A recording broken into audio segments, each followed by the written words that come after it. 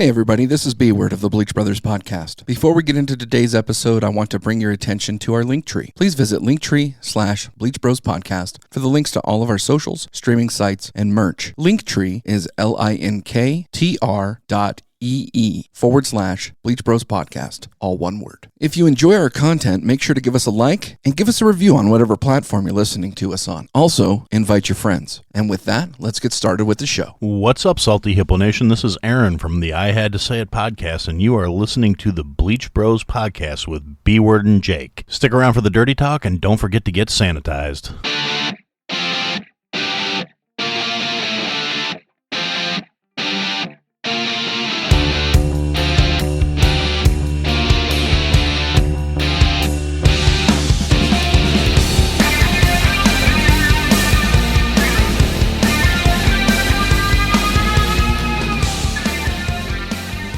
Welcome into the Bleach Brothers Podcast. This is B-Word, and Jake, did you happen to get in trouble this week? With my wife, or? Well, I'm legally. No.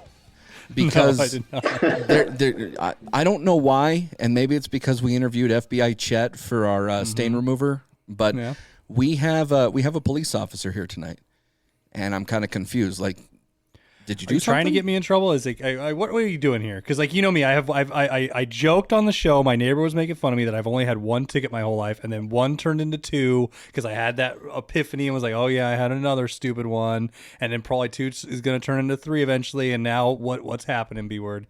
Honestly, with your moniker, Jake the Hater, I'm more concerned about other things other than tickets. But, you know, this is a recorded program, so we're not really going to get you into that and try to admit any guilt, okay? Well, thank you. But I was concerned for you. But with that, we do have a great guest here with us tonight. We've got Vic Ferrari, a retired NYPD detective.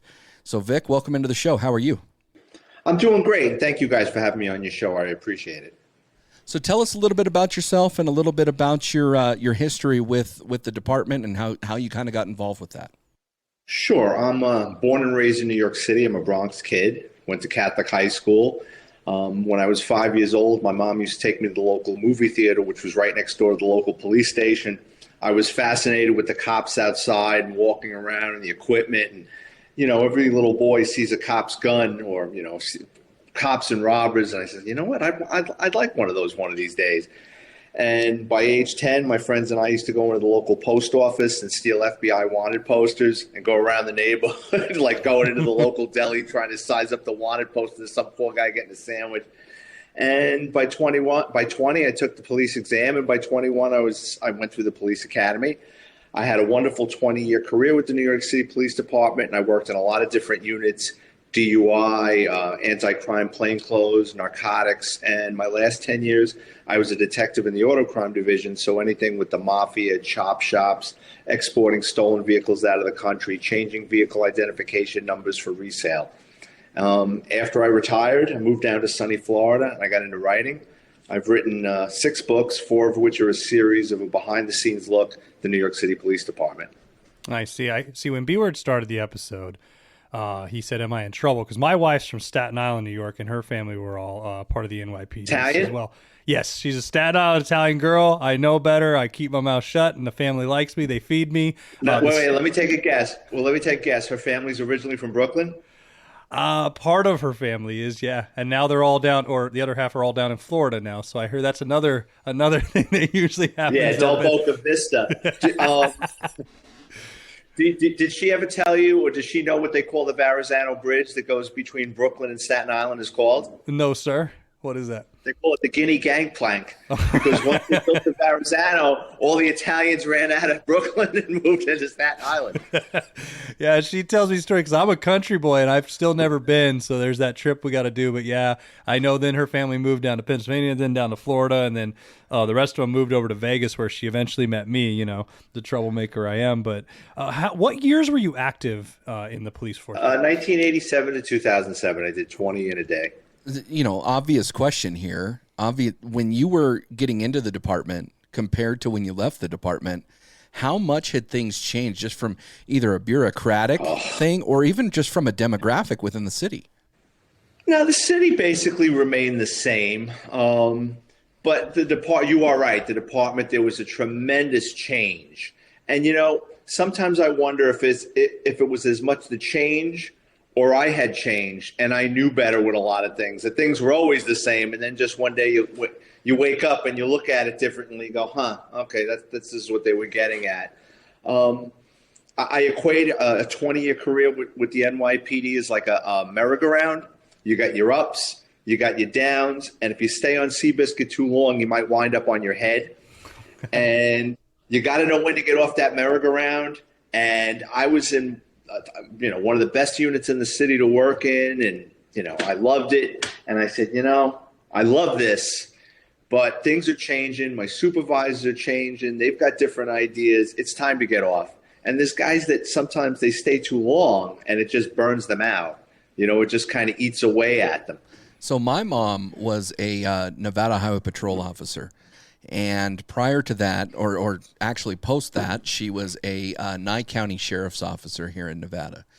And so my grandfather on my dad's side was actually a parole and probation officer. So part of this law enforcement, this bleeding blue part of me comes from them, right? So it's been very much a part of my life. I remember as a child, when my mom would go to work, I really never knew the risk that she was taking that day.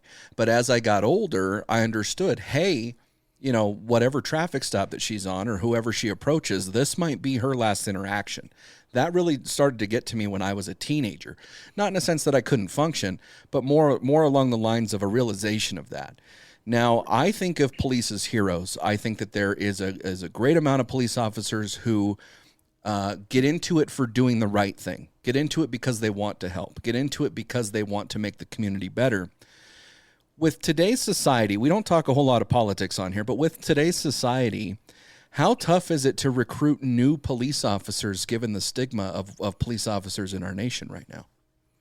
Well, I mean, I don't work for, a police department or municipality, but I'm guessing, you'd have to be deaf, dumb, and blind not to see what's going on television and how police are being treated, especially in major cities.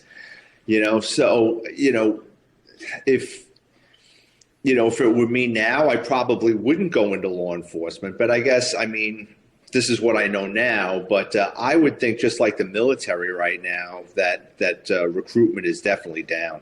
So you're from New York. I know people like to stay true to where they live, but what's your favorite borough and why? Well, I love the Bronx. Okay. I was born and raised in the Bronx. Manhattan was great. All the boroughs are good. It's funny though, as a cop, I always thought I was a badass working in the Bronx, South Bronx, and Harlem. And then later on in my career, when I'm a detective in a citywide unit, I'm in every borough you could think of, following people and making different arrests. And I remember going to Brooklyn North and going, holy shit. We were pussies in the Bronx and Harlem, man. Brooklyn's bad. Those cops, they're just happy they come into work. You know what I mean? It's, I'll tell you a funny story. They have this thing called the West Indian Day Parade. It's every Labor Day. And it's basically an organized riot. And it's not a parade. What it is it's a bunch of drunken people smoking pot. And the parade route consists of flatbeds, big tractor trailers pulling flatbeds with speakers that's something at a U2 concert, blasting reggae. And it's crazy. So one day I'm standing next to this Brooklyn detective. I don't know him from the hole in the head. And his cell phone rings. And he picks it up and he goes, so wait, how many stabbed? And he gets out a pad. 6 stabbed. He goes, how many shot? 4. Okay. How many likely to die? 1. All right, great. And he gets off the phone. So I think he just called up the office to find out what's going on because they threw him in uniform and just, the phones are ringing off the hook. I go, what's that all about? He goes, he says, my precinct and 2 other precincts along the parade route, we got it like a Deadpool. So it was like how many guys picked how many people would get shot, how many got stabbed, and closest to the number. I go, how many detectives? And he goes, 30. He goes, it's like $20 each. That's freaking awesome. So you talked a little bit about when you introduced yourself that you had some experiences with the mafia. I'm just, I don't know. I think maybe living on the West Coast, maybe growing up in an Italian family, I'm a little enamored about the mafia, the mystique of it, the stories of it. I love mafia films and, mafia literature and that sort of stuff. What sort of interactions are you able to talk about with the mafia did you have? Do you want me to tell you stories before I became a cop? Yeah. Or do you want me to We I want wanna hear the that dirty. first. Let's We start want with the that. dirty. Let's do it. All right. So let's see. My dad was a butcher and he worked in a wholesale meat place, and it was owned by the mob. Now, my dad was a butcher. He had nothing to do with the business, and the mob takes over these businesses or gets involved because they can control the prices on a lot of things. They also need a legit business to launder money. And, when guys are getting out of jail, they need a W-2 form, so they put them on the books there. Or in the case of the place my dad worked, they were like bouncers at this wholesale meat place. So one day, again, I'm like 12 or 13. I'm going to the second floor, and as I'm going up these concrete stairs, this man comes rolling down the stairs screaming. Almost hit me, right? I look at the bottom of the stairs, and he looks like Stephen Hawking. His hands are all broken up, and he's going, "Help me, help me." And I'm going, "Oh, shit." And here comes Carmine and Anthony coming down the stairs laughing, right? And they go, "Oh, Vic, don't worry about him. He's an old friend of ours." And I'm saying to myself, friend, right? They grab him, and when they pick him up, I notice his whole mouth is blue. We'll get to that. So they drag him through the store, through sawdust floor, and throw him in the street like garbage, and they come back in. So I tell my dad, and he goes, "All right, listen, just keep working. I'll find out what happened. We'll talk in the car, right?" So we're on our way home, and I go, "Dad, what happened with that guy that Carmine and Anthony threw down the stairs?" He goes, "Guy's a shoplifter. They caught him once before, and they smacked him around. They told him never to come back. Today they caught him with a slab of ribs down his pants trying to sneak out of the store. They brought him upstairs. They put his hands in a vice. They broke his fucking hands in a vice and beat the crap out of him. And he started screaming. He was thirsty. Could he have a drink of water? So they poured a can of paint down his throat and threw him down the stairs." Oh, I love this story so much. So that's a story from my book, Confessions of a Catholic High School Graduate. Okay. So my second mafia story. Oh, and that was the last day I worked there because my dad was like, "Listen, I can't bring you into work no more. Yeah. Sorry. I don't want you to know too much about this life."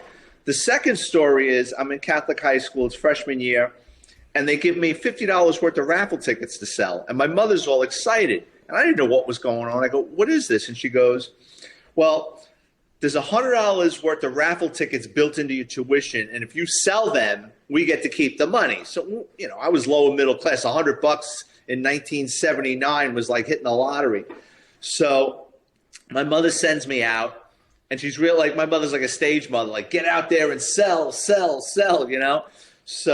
I go around the neighborhood. It's an Irish and Italian neighborhood. Everybody's Catholic. Everybody's got kids in school. Nobody wants these things. It was like trying to sell Bibles in the Vatican. So I come home, and my mother starts, like, ripping into me in front of my father that I was probably playing football with my friends. So she goes, "Go out there again and go to the houses that didn't answer the door." It's like, "Yeah, all right." So it's about 8 o'clock at night. I go outside. I run into a friend of mine. He goes, "Come on, we'll sell them to drunks in bars." And I was like, "Well, I'm not allowed to bar." He goes, "Who the fuck's going to know?" I said, "Yeah, you're right." So we go to this old donkey Irish bar, right? I'm half Irish. We go inside, and me and him start selling to drunks, and they couldn't give us a dollar bill fast enough to get us out of the bar, right?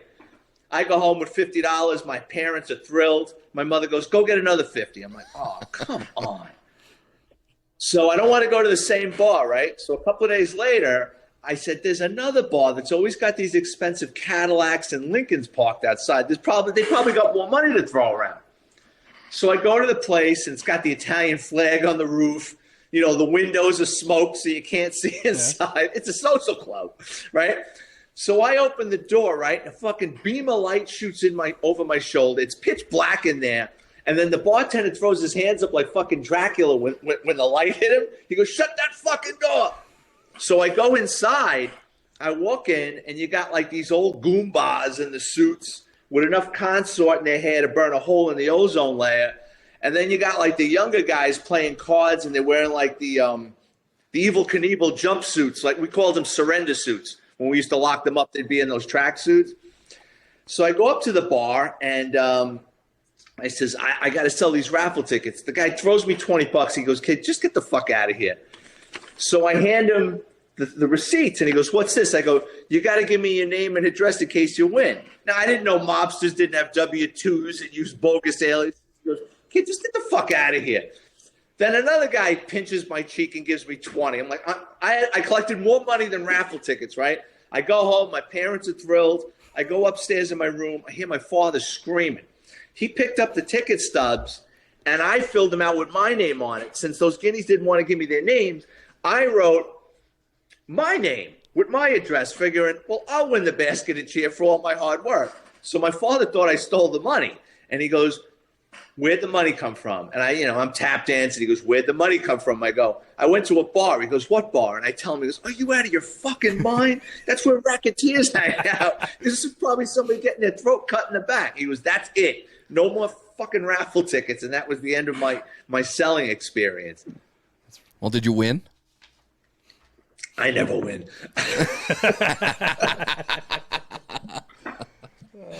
That's awesome. That's awesome. So you spent quite a bit of time with the NYPD, and you were in a number of different roles.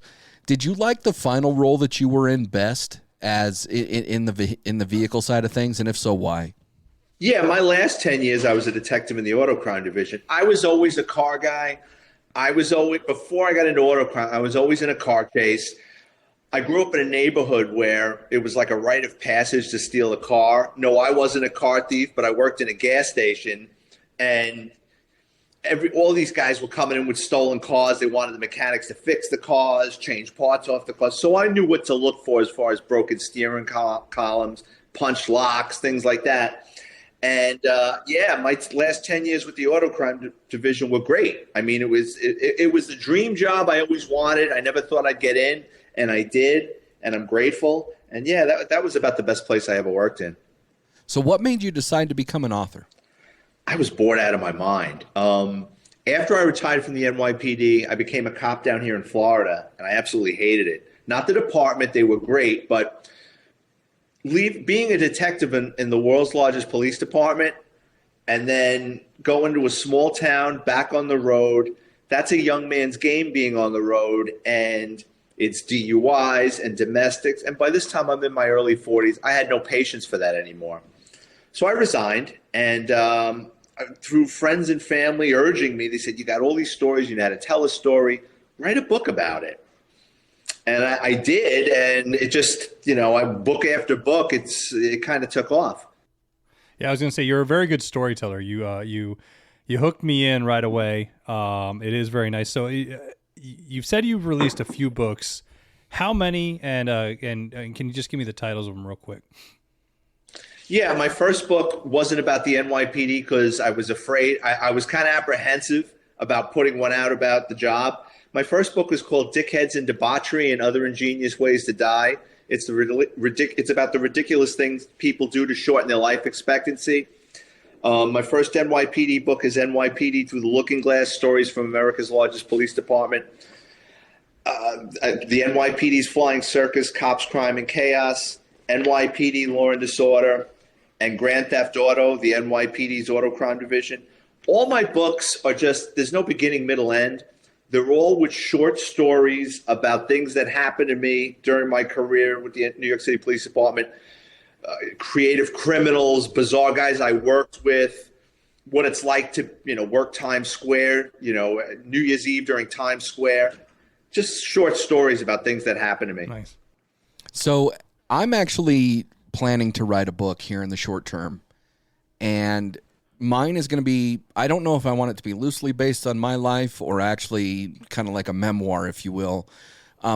For any prospective writers that are out there, what is the advice that you would give them to either get started, to help put pen to paper, to either not get discouraged? What sort of things would you tell somebody wanting to write a book?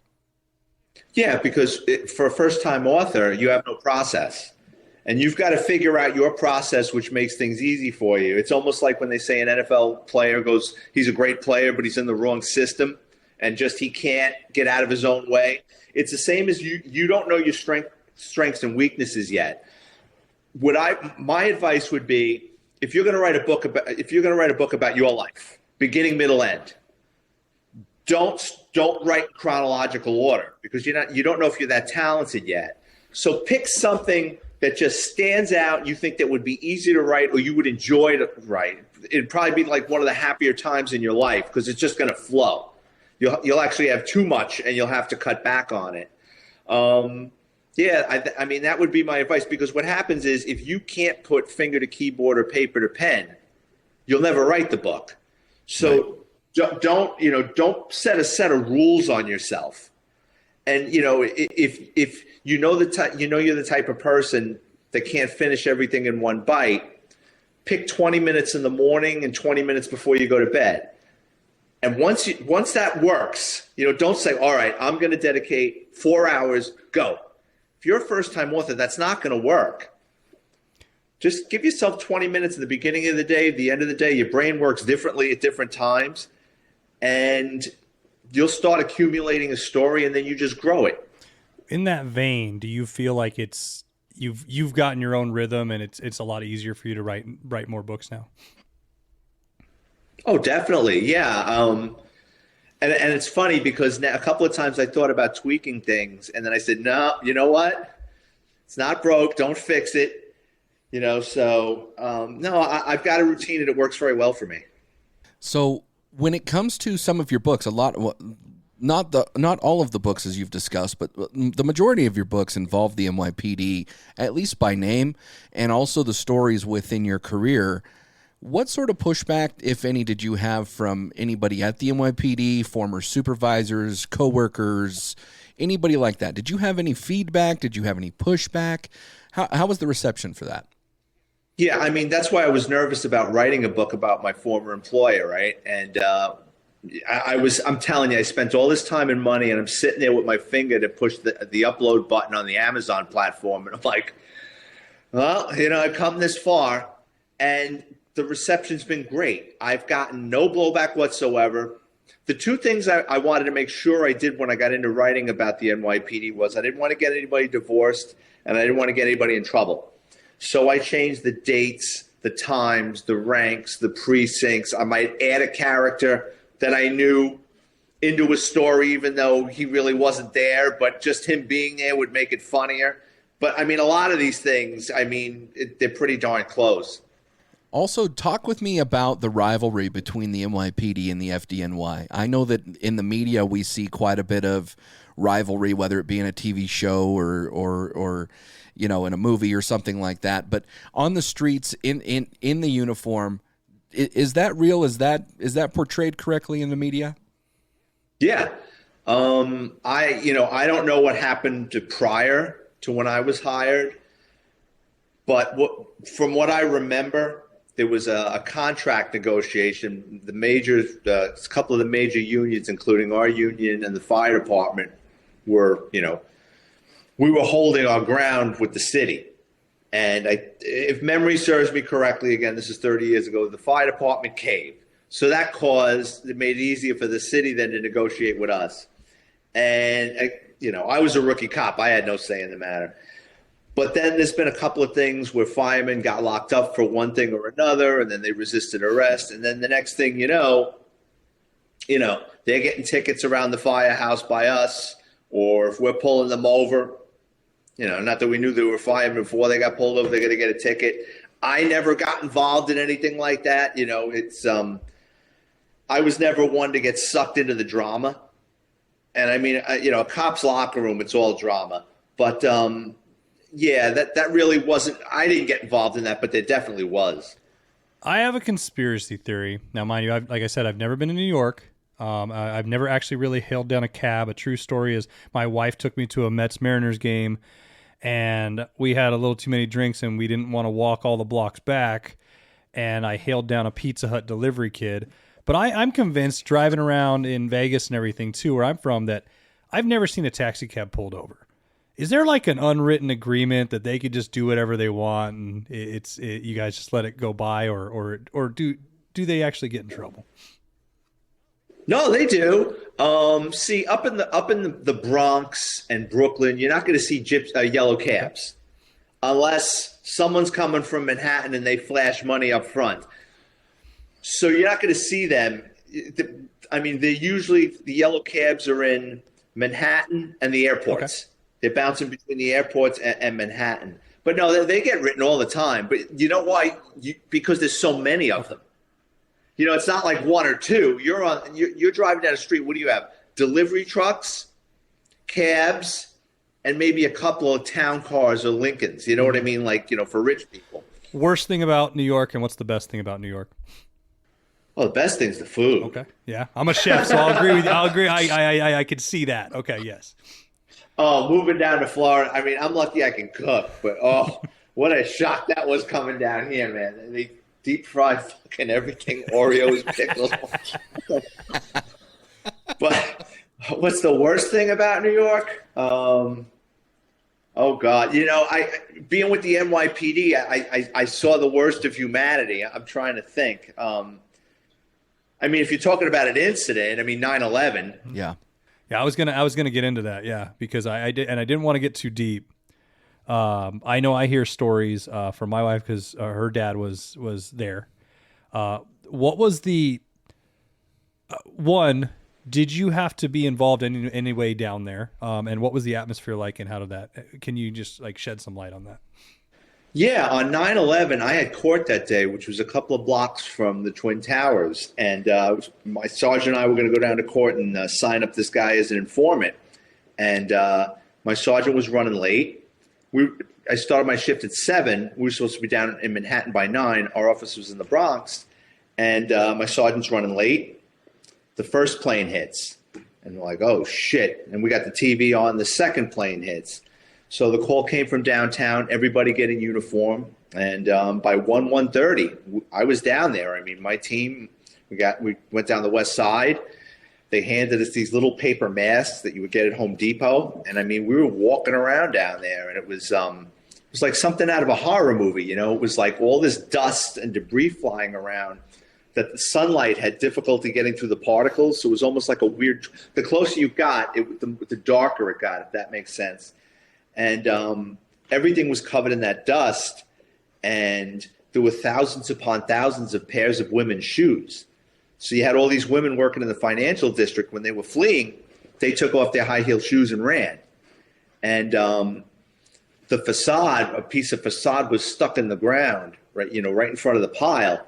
And it looked like that scene, the last scene of Planet of the Apes, when Charlton Heston sees the Statue of Liberty head on the beach. It's like, oh, shit. We just couldn't believe what we were looking at. Right. So I was down there for about the first week. Then they pulled us back. Then they'd bring us to do like the bucket brigade. But then the most time I spent was, because I worked in the auto crime division, they had us out at the dump in Staten Island, and we were cutting open all the cars just to make sure nobody was trapped, had died inside. I've heard it said before, and I can't remember who said it, but that day you saw the worst of humanity, but in some realm you also saw the best of humanity. Is that, where you're seeing the worst thing that's happened to people, I guess, and then you're seeing people come together in a way that, whether it's expected or not, maybe they're just coming together and it's bringing in the best of humanity, I guess. Would you agree with that? Yeah, no, I think that's an accurate statement. Definitely. I don't know if we're going to become enemies, Vic. Are you a Yankee or a Met? Oh, come on, man.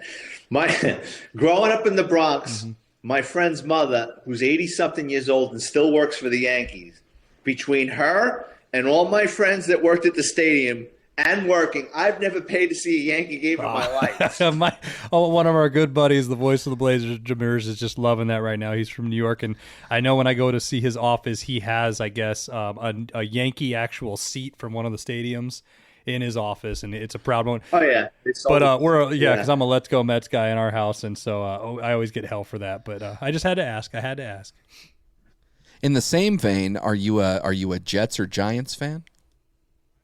I'm a diehard Las Vegas Raider fan. Really? Well, okay, yeah. I've been a Raider fan. I'm 55 years old. I've been a Raider fan since probably 1974 or 1975. My hair is silver and black. My dog is silver and black. My truck is silver and black. How did you become a Raiders fan in New York?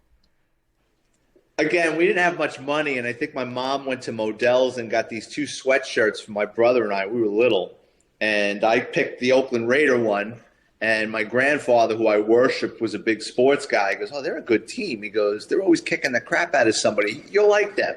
And I just, when a game would be on, maybe they'd be on TV once or twice a year. It's not like now.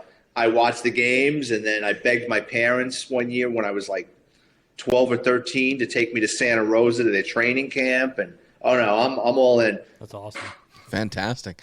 Well, with that, guys, we're going to take a real quick break, and we'll be right back. Hey everyone, it's Gnome, your favorite metal-loving midget. Do you love music? How about heavy music with some nice gutter rolls and amazing breakdowns? Look no further. Come join Jake the Hater and myself for your bi-weekly heavy music content. We bring you our newest singles and album recommendations. We are also bringing you new artists you may have never heard before. We are now streaming with a new RSS feed on Spreaker Prime. Come subscribe, like, and review. Also check out our Linktree for all our socials, feeds, and of course our very own Spotify playlist. Horns up and stay heavy. Welcome back into the Bleach Brothers podcast. So we're sitting here with retired NYPD detective Vic Ferrari. And Vic, I have some questions for you about true crime TV. Now, whether this be TV dramas like Law and Order or Blue Bloods or something of that nature, or even something like most recently on Netflix, they had the Jeffrey Dahmer kind of quasi-documentary thing. Are you interested in any of those types of shows? Do any of those tickle your fancy? No, I mean, I love documentaries, but just television drama, true crime, I don't watch it. I want to make a fair assumption here. It's more than likely because you were around it for so long. Am I correct? Yeah, definitely. So when we're talking about television dramas like Law and Order or something of that nature, you know, basically when I watch it, it seems like it starts out with an issue, it goes into a climax, and then it ends with some sort of resolution. That's kind of the cookie cutter format of TV dramas, whether it be crime or not crime. I know that you don't watch a whole bunch of them, but when it comes to some of these television shows, what is it that you think that they get wrong? I know they got to wrap things up in an hour, but I mean, like in television, if a cop gets involved in a shooting, right? I mean, they're going to the bar that night, or they're coming back to work the next day. I mean, best case scenario shooting. I mean, the guy comes out of a bank pointing a gun at you, firing rounds, you kill the guy. I mean, it's an in-depth investigative process. I always like to tell the story. If you got into a shooting like that at 8 o'clock in the morning, you're not going home till 3, 4 o'clock in the morning. Everybody and their mother's going to interview you. A district attorney's going to come with a stenographer. They're going to take down everything you say. Within a couple of days, they're going to run you through a grand jury. And if the grand jury decides to indict you, you get arrested, you get suspended. Now you're going to trial. You got that on your mind. So it's not like TV or they're crashing cars. If you crash a car at the NYPD, you're not driving for a while, and then they send you all the way out to Brooklyn for like requalification. So there's so many more repercussions in real life than on television. Yeah, it feels like the disconnect is real. I mean, I equate a lot of TV shows or anything like you in the sense of, for a perfect example, on a movie when somebody's pissed off and they trash a room in their house, and you're just like, somebody's going to clean that up. That's how I feel every type of drama or any type of show that's trying to portray real life is. Somebody's making a damn mess, but nobody ever cleans up the room, and they don't actually show you the full repercussions or the reality behind it. It's like, oh yeah, he wrecked a car, he's there, he's disconnected and it's fine, and he'll move on and go into 30 other shootings that day. And I guess that's the thing. Like, as a chef, I have a hard time watching reality TV when people are cooking. So I totally commend you on that, because I will say this, when we first started doing this rundown, B-Word had me try to, get a list together of shows, and I just couldn't even do it because I don't watch a lot of them. It's not interesting to me because I know it's not real. I'm with you, Vic. I do like documentaries a lot better than crime drama. I think for me, I like to watch the documentary after it's all done and already investigated, already prosecuted, whatever that is. Tell me about the start of it. Tell me about, what happened, and then wrap it up for me. I remember when I was younger watching Unsolved Mysteries, and the thing about I love that show. Unsolved Mysteries was great. The problem was it was unsolved at the end, and I was very young, so that was rough. Unsolved Mysteries, I loved it. The bank robbers and unsolved homicides, but then Robert Stack starts telling bullshit stories about old Grubby and a light that appears over someone's barn in New England. It's like, come on, it just got out of control. It was a great show because it gave a little bit of everything. Like, I was the sci-fi guy, so I was like, grew up in Nevada, Area 51, so I always loved the light over the barn. I could give a crap about the rest because I knew they were never going to solve it. See, I was an American's Most Wanted guy or kid. That was my show. I loved that fucking show. I loved to tune in and just see the guy be angry. He reminded me like if they took Pat Sajak, Mr. Toad's Wild Ride from fucking Wheel of Fortune, and they just made him a hard ass. That's what he reminds me of. Just a hard ass Wheel of Fortune guy that's going to pull a gun on you. Fuck yeah, let's go arrest some people. Did you just say Mr. Toad's Wild Ride? Yes. I got a true story about America's Most Wanted. Okay. There was a kid from my neighborhood who was a burglar and car thief, and he escaped from custody a couple of times. So while they were looking for him, they put him on America's Most Wanted. So 6-7 years later, he got caught. He did a couple of years in jail. I pull him over, and I'm standing there, like he knew me from the neighborhood, and we're saying, I'm like, what was it like? He goes, oh man, they were chasing me everywhere. It was just the funniest thing. I was talking to a guy from America's Most Wanted, like after the fact. That's freaking awesome. So another real life crime TV would be Cops. And Cops is, you're looking at, actually, I've known some police who their departments have been on Cops. And it's, at least for their department, it was their time to shine, I guess, from the sheriff down, that they really wanted to put on this great portrayal. And they really flubbed it, in my opinion, within that agency just because some things happened. But as you're looking at Cops or some television shows like that, I know that you don't watch them, but have you had any experience with anything like that in New York City as well? What do you mean, like being followed with a production crew? Yeah. Yeah. I haven't. There have been guys that have, but no, not me personally. So when it comes to books, obviously you are a wonderful author, and you write a lot of realism. You write about things and facts that you've been through. What sort of books do you find yourself reading? I love true crime. Anything about serial killers, the mafia, organized crime groups. I can't get enough of it. Favorite author? Oh, boy. I jump around through true crime so much. David Mamet. Okay. He's not true crime, but great playwright. When you say those styles of books, are you into, just like you said, documentaries? Are you into like real stories or more fiction? No, real stories. Fiction, I have no interest in. Now, do you prefer the actual hardcover book or the soft cover book, or do you prefer like an Audible or an audio book of some kind? Paperback or hardcover, whichever's cheaper. Fair enough. I'm with you there. There is something to say about a library, isn't there? Like when you can actually go onto a shelf, you can grab the book, you can smell the pages, you can flip through them. I appreciate Audible if I'm on a road trip or, something of that nature where I can sit there and listen. But when it comes to reading a book, I prefer to read it actually with holding it. Are you guys the same? Yeah, I can't read on my phone or my laptop. I just like holding it. Yeah, I'm the same way. Because the other thing is I'm a slow reader. I read a lot of books, but I'm somebody who will read the same page sometimes 10 times to make sure I actually get it, and because I'm the same way too. I do not like fiction really.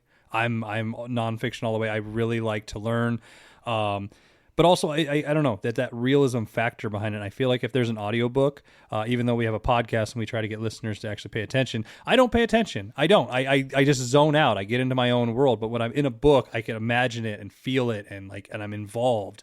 But also I can stop it whenever I want at that moment and just come back. And I just like the tangible thing in my hand. Yeah, I'm with you there. I'm absolutely with you there. So we have a recurring segment, Vic, on our podcast, and it goes over all modes of entertainment. It's called the Everlasting segment, and where this started originally is it started with the Everlasting Jukebox. And one of the things that we did with the Everlasting Jukebox is we talked about different music and different genres with topics. So we go through this in different modes of entertainment, whether it be music, books, video games, movies, etc. Let's get to know you a little bit more before we actually get into our Everlasting segment. What sort of music are you interested in? 80s pop. Yes, fucking Wham. That's my kind of guy right there. I live in the South now. I mean, I hear country. I'm bleeding. It's coming out of my ears. Not really a country guy. You lost and me. So 80s pop. Who would you say? Give me your top 5 artists of that genre.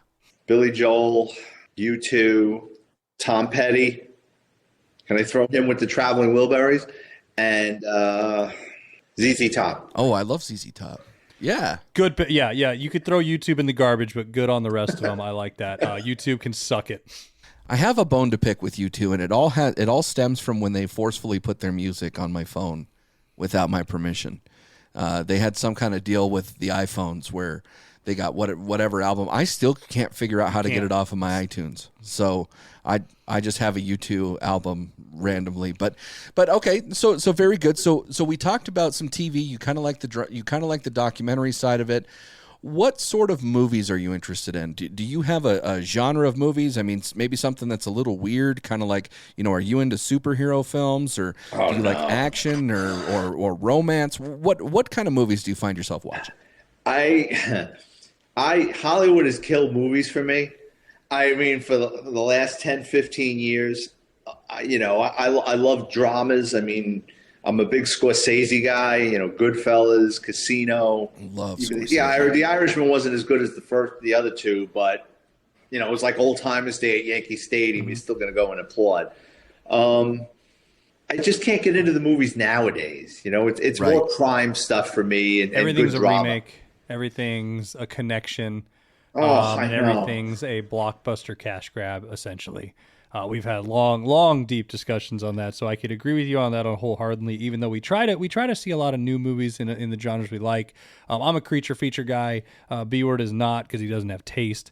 But I feel you on that. Scorsese's good. I would agree. The Irishman could have been better. I think it was just one of those, we all watched it because we love him and we wanted to get through it. But then I was like, wow, what is it? 3 hours, and it's like de-aging and all that. And it was good. To be honest, if you look back at it now, it probably would have been a better series than a damn movie. But that's besides the point. I don't want to go off the rails, B-Word. I completely agree. I'm a huge mob movie fan. I think I've already said that on the podcast so far. I love The Godfather, Goodfellas, Casino. I like The Irishman. It wasn't like the greatest movie. I think your description of, we're just going to go see it and clap because of who they are, I think that's probably it. But when it comes to things like just the old school movies, do you prefer drama over everything else, or what's your favorite category of film?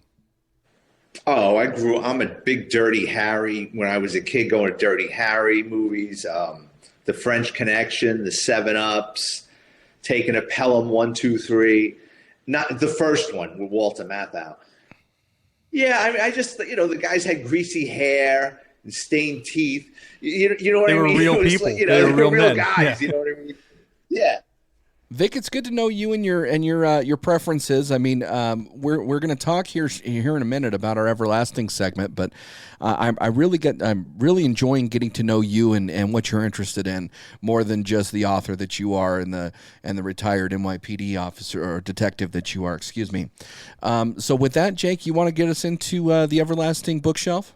Yeah, this topic for the Everlasting bookshelf is going to be books that are based on crime, whether real or fiction, mafia related. You could be cop related, and I'm just going to go out there and throw out my two honorable mentions. The first one is Building a Better Gunfire by Dick Fairbairn. Just a book to teach you how to handle firearms, how to shoot better, how to go about it. I think people will notice with my list, like usual, it is just basic: learn, know, do.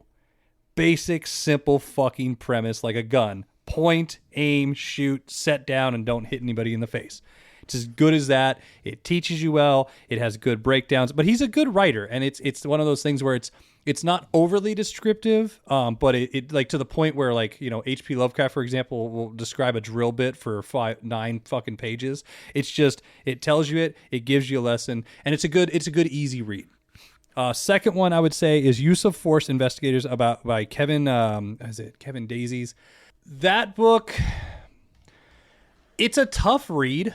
I'll say that. It was harder for me to get through, but it's on there because I wanted to enjoy it. Have you ever had one of those books, guys, where you open it up and you know you got to finish it, one, because you started it, but two, you got to get through because there's something about it. And that's why I couldn't make my list, but it's an honorable mention. Okay, fair enough.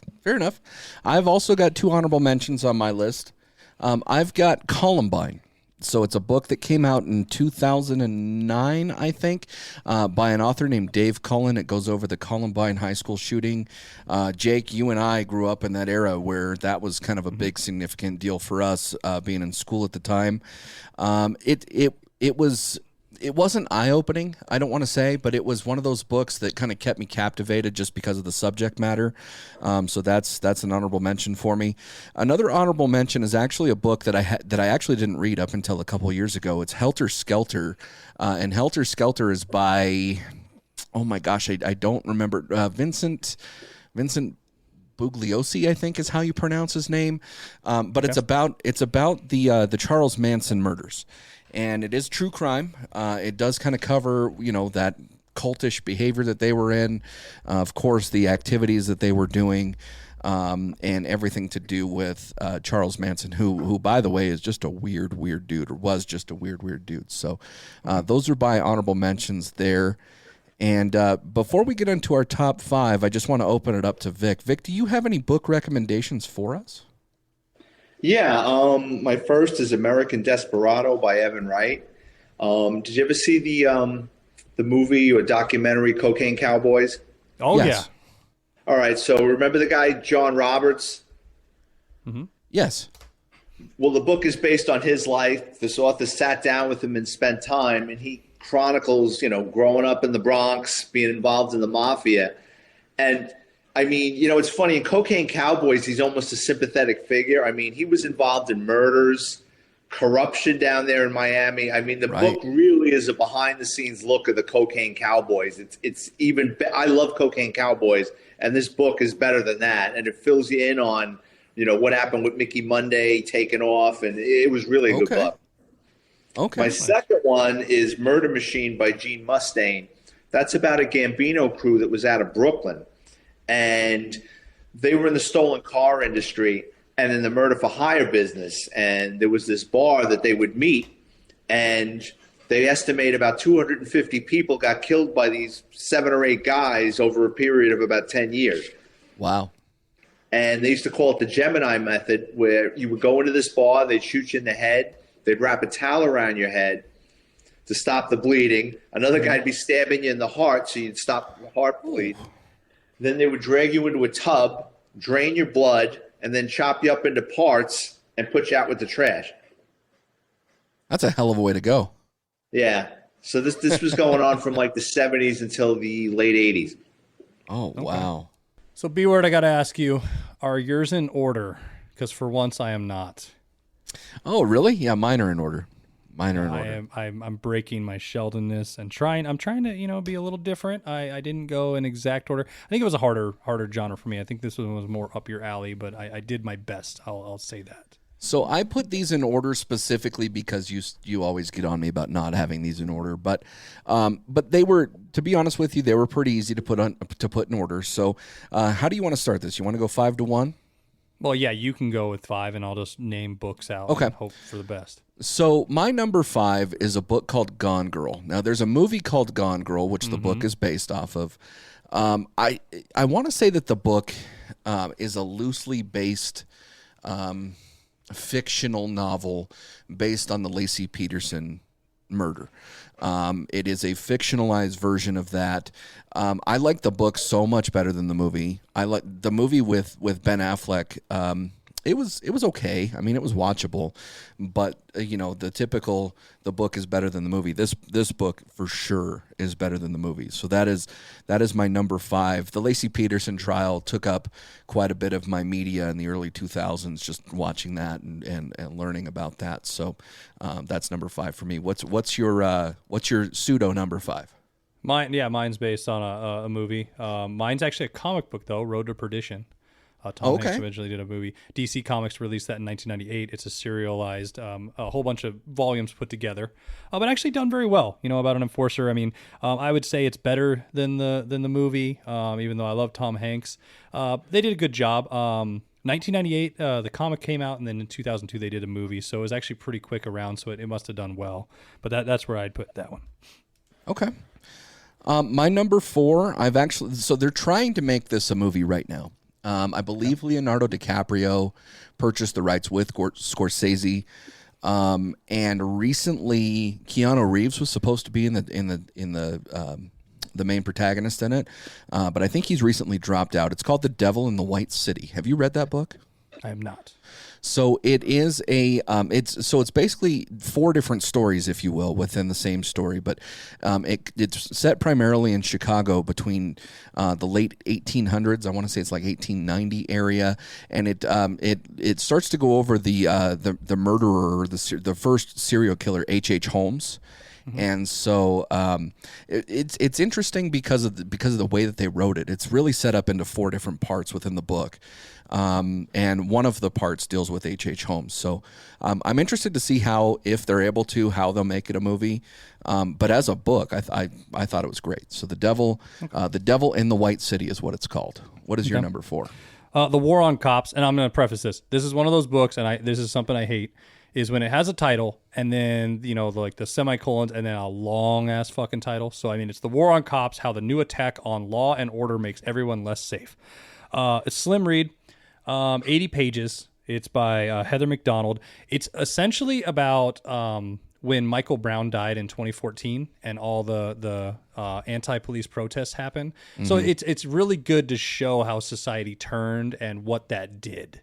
Right. But like I said, it's one of those, I do enjoy bathroom reads, I call them, or airplane reads, where you can you can get through the book pretty quick, even though I am a slow reader, but also come back to it.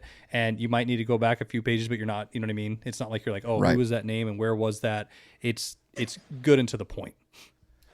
So my number 3, and actually after I say my number 3, I'm gonna shoot this back over to Vic to see if he can just elaborate on it. I'm sure he's heard the story, potentially read the book. But this is written by Joe Pistone, and it's called Donnie Brasco: My Undercover Life in the Mafia. And I absolutely love the story of Donnie Brasco. I love the film of Donnie Brasco. I mean, they got several things wrong for entertainment purposes, but the story of Donnie Brasco, to me, just the true story, is one of the most fascinating in law enforcement in modern times. Just the fact of how they were able to infiltrate the mafia, how deep they actually got, as well as the effect that it took on Joe Pistone himself. And he's really made a career out of it now, post this circumstance. So with that, I do recommend that book. But Vic, can you kind of enlighten us a little bit on if you've read the book or what your perception of is this, or if you've had any experience within either Joe himself or the FBI with the mafia? I have read the book many years ago. It was really good, and I enjoyed the movie too. I mean, what he did is just revolutionary.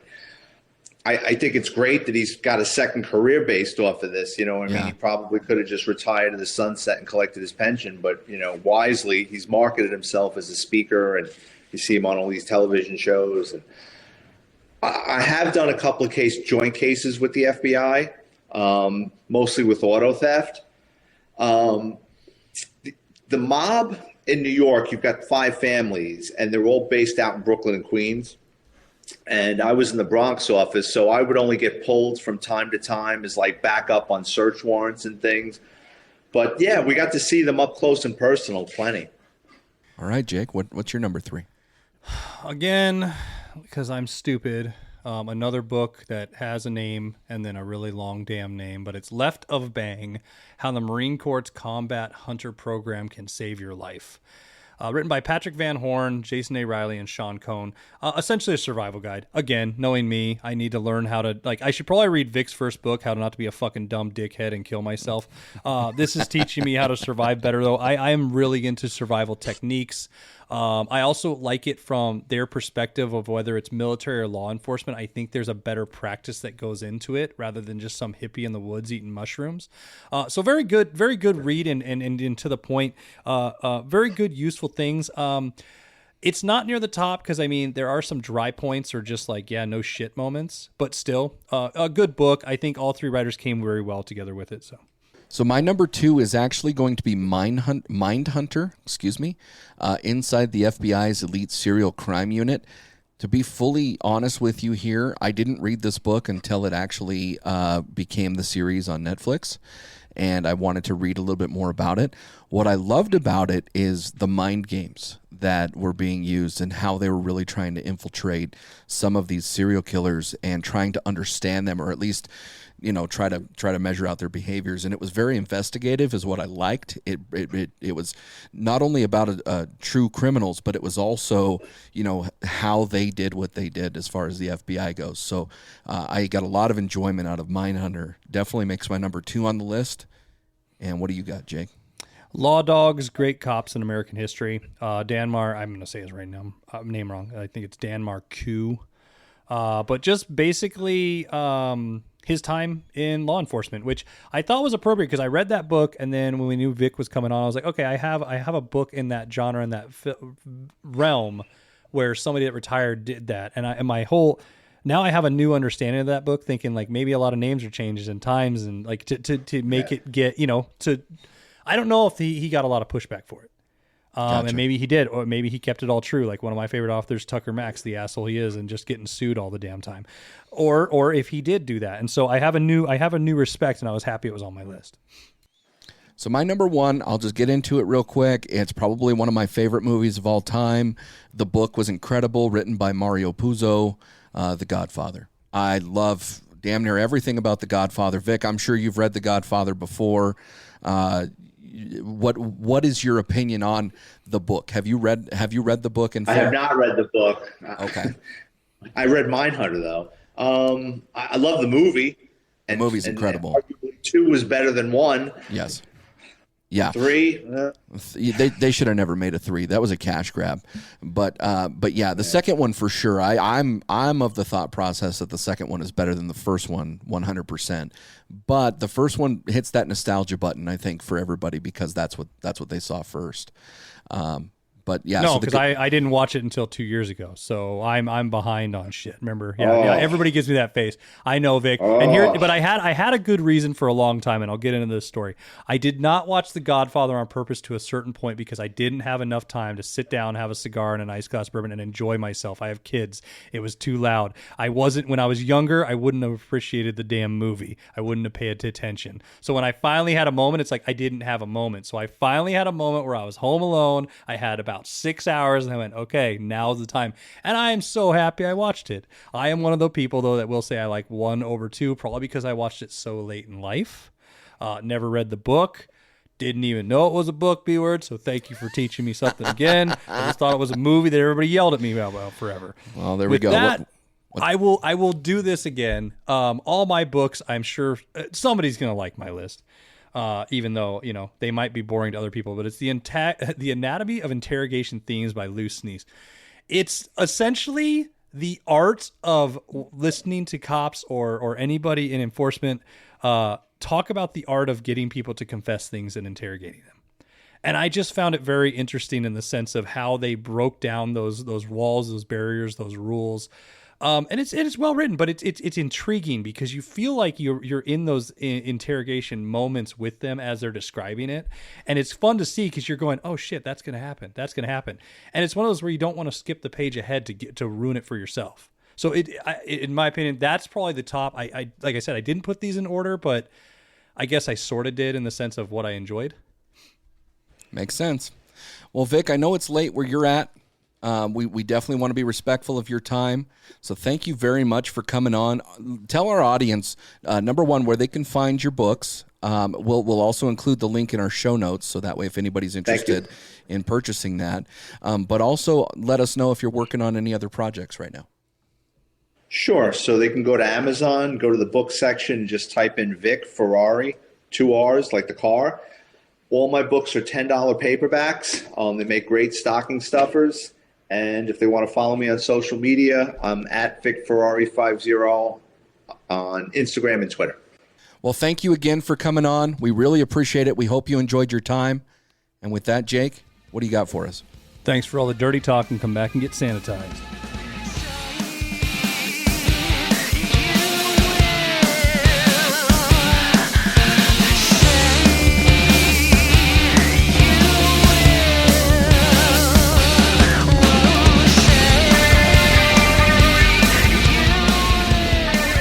If you're a fan of our show, be sure to check out this one to stay sanitized. Have you ever thought about having a beer with Ted Bundy? Or been anally probed at Area 51? Perhaps go to dinner with Jeffrey Dahmer? Taking a car ride with JFK? Or enter a romantic relationship with O.J. Simpson? If so, then crack a cold one. The Pubtime Podcast just might be for you.